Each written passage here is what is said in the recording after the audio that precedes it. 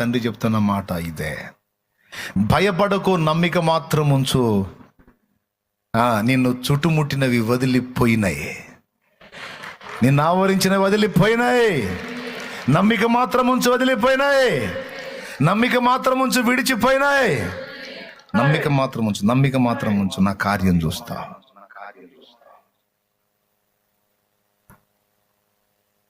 నేను సజీవుణ్ణని నీవు నమ్మితే ఇక ఏడవవద్దు, కన్నీళ్ళు వృధా చేయొద్దు, ఏడవద్దు. నువ్వు ఏడిస్తే నాకు చాలా ఇబ్బందిగా ఉంటుంది. ఒకవేళ ఏడవాలనుకుంటే అర్థవంతమైన దానికోసం ఏడు. నేను డీల్ చేసిన విషయాల కోసం ఏడవద్దు. నువ్వు నీ స్వయం కోసం నువ్వు ఏడవద్దు. ఇంకా వేరే సంగతులు చాలా ఉన్నాయి. నీ కన్నీళ్ళు విలువైనవి, అది విలువైన వాటి కోసమే అవి కారాలి. అనవసరమైన వాటి కోసం వృధా చేయొద్దు, ఏడవవద్దు.